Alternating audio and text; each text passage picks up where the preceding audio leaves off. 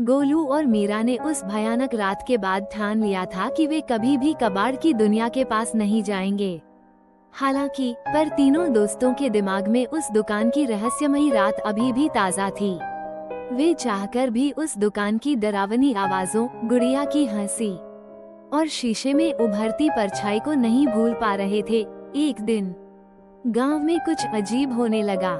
रघु के घर के पास रहने वाली एक बूढ़ी औरत, चाची उर्मिला, जो रोज ही अपने घर के बाहर बैठी होती थी, अचानक से गायब हो गई। गांव वालों ने उसे हर जगह ढूंढा, पर उसका कहीं कोई पता नहीं चला। कुछ लोग कहने लगे कि उन्होंने रात को कबाड़ की दुनिया के पास से किसी बूढ़ी औरत के रोने की आवाज सुनी थी। एक रात जब रघु अपने घर के बाहर बैठा था, उसे एक अजीब सी सरसराहट सुनाई दी। उसने चारों ओर देखा, पर वहाँ कुछ नहीं था। फिर अचानक कबाड़ी की दुकान की दिशा से किसी ने उसे पुकारा। एक धीमी पर परिचित आवाज, मानो किसी ने उसका नाम लिया हो, रघु। जैसे वह आवाज उसे अंदर बुला रही हो। उसने तुरंत अपने दोस्तों गोलू और मीरा, मुझे फिर से वो आवाज सुनाई दी। लेकिन रघु की जिद के आगे उनकी हिम्मत भी जाग उठी।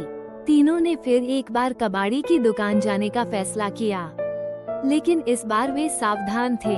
उनके मन में डर भी था और रोमांच भी। जैसे ही वे दुकान के पास पहुँचे, दुकान का दरवाजा एक बार फिर थोड़ा सा खुला हुआ था, लेकिन इस बार अंदर की हल्की रोशनी से किसी परछाई का आकार बना हुआ था।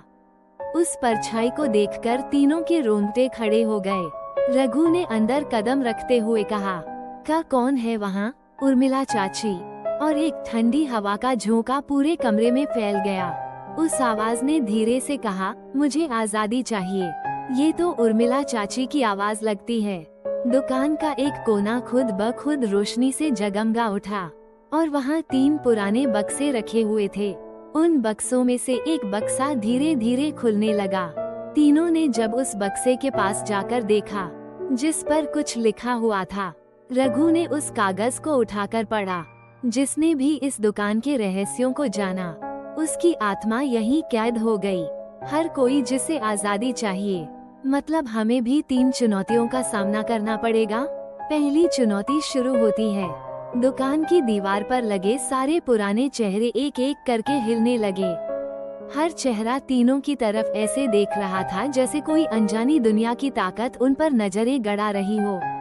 तीनों के दिल की धड़कन तेज हो गई। तभी पहला सवाल जो मेरे पास रहेगा, आत्मा, लेकिन अभी तो ये बस शुरुआत थी। आवाज ने फिर कहा, पहली चुनौती पूरी हुई, दूसरी चुनौती कल रात फिर आएगी, याद रखना। और तीनों किसी तरह दौड़ते हुए बाहर निकल आए। अब उनके पास एक रात का समय था, लेकिन हर कोई जानता था कि अगली रात और भी डरावनी और भयानक होने वाली थी। अगले दिन का इंतजार तीनों के लिए एक पहेली जैसा हो गया था। अब वे उलझन में थे कि अगली रात का सामना कैसे करेंगे। प्यारे बच्चों, अगर आपको ये वीडियो पसंद आई और आपने इस कहानी को सुनकर आप लोगों को मजा आया, तो प्लीज इस वीडियो को लाइक, शेयर और सब्सक्राइब करें और ऐसे ही मजेदार वीडियो के लिए हमारे channel the little dreamers story time को सब्सक्राइब करें।